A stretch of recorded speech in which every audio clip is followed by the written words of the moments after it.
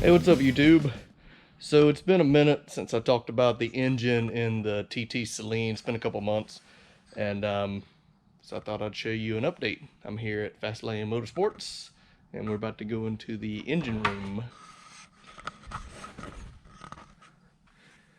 So here on the stand is the badass 5.4 engine that I've run for over 13 years now in the car. And what you're looking at here, this is the original block that I had. It was a standard bore block that I'd run forever. Melvin ended up going 20 over and putting a new set of diamond pistons in it. We went a little different on the piston design this time and bumped the compression up in it a little bit. So it should have about a point more compression on it now. I believe we went from about 9.25. We should be closer to 10.5 now, I believe is what we ended up with. These are the original 4 GT supercar heads that I had. They are a little different than the GT 500 heads. I think with the valves and the camshafts are slightly different than the GT 500s. But anyway, these are the stock 4 GT cams. I did not change those.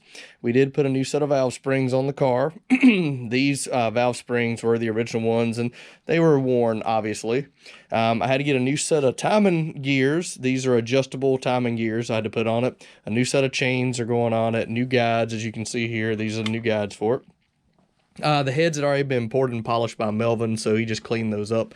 And other than that, I had to get a brand new crankshaft. That's a brand new billet oil pump for it. But may be hard to see, but that's a brand new crankshaft in there swinging. I have billet rods. We reused the billet rods that I had because they were fine. The reason I had to get a new crankshaft, and let me cover this up and I'll actually show you what happened. So we'll go back out here. So this is the balancer that was on my car. It had been on there for quite a while. Well, apparently over the years, the crank bolt that was in here somehow or another had loosened up a little bit. Who knows? Banging rev limiter all those times with all the transmission problems I had. But it loosened up and it caused this balancer to walk back and forth a little bit, which basically ended up marring the crankshaft. So I'm pretty sure the crankshaft is over here. Yeah, it's right here. So here's the crankshaft that was in the car. And you'll notice here, Melvin had to actually grind the end of the snout here just to get the balancer off. He was trying his best to get the balancer off, and the balancer would not pull off no matter what they were doing. They were almost like breaking tools trying to get the balancer off, wouldn't come off. So he had to go in here and he had to grind into the snout just to get it off. Now, what's unfortunate is the crankshaft was actually perfectly fine until they had to grind the snout. But where that balancer had been moving around, it kind of messed up the snout. Now, I'm sure there's somebody that could probably fix that and repair it, but it ain't worth the hassle. Just got a brand new crank for it. He balanced it, put some Mallory metal in it to get the balance like he wanted, and away we go. Unfortunately, when we pulled it off, it almost destroyed this balancer. So this is just a silicone that was in it, but this is the balancer. It's kind of rusted anyway. So again, we're putting a new balancer on it. This is the turd that was on it before, and we're going to get rid of that. So new balancer underway. But because of that being seized up on the end of the crankshaft, I had to get a new one. These are the pistons that came out of it. Again, I'm running diamond pistons now, but these are the CP pistons that were in the car, and they're still in great shape. I mean, technically, if I didn't bore the block, I could have ran these again, but Melvin decided just so everything was going that we'll just put a new set of pistons in it. But you can see, I mean, they're running good. The skirt wear looks fine on them. Looks like they're in good shape. Anyway, there's the whole kit and caboodle. Don't know what I'll do with them. Might keep them for nostalgia's sake. I don't know. Not a lot of value to me. Not like I'm ever going to use them in anything again.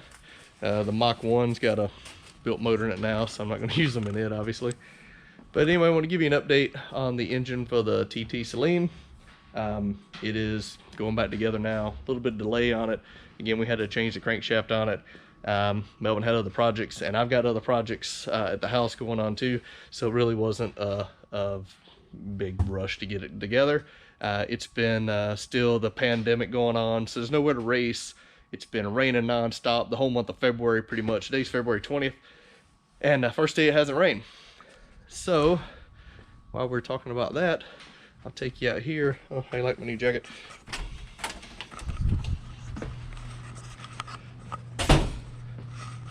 And I'll show you, because it's not raining, what I was able to drive to work today.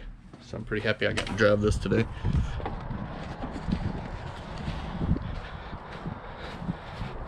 So I got to drive my 68 Dodge Charger today. I don't get to take it out much, but it's kind of cool to drive it. Car runs great. I see a bird's already bombed me there. I gotta go get my window cleaner and clean that off.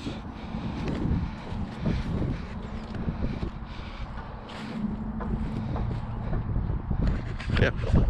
Anyway, that's a quick update, and we'll see more about the engine soon. Just wanted to let you know what was going on.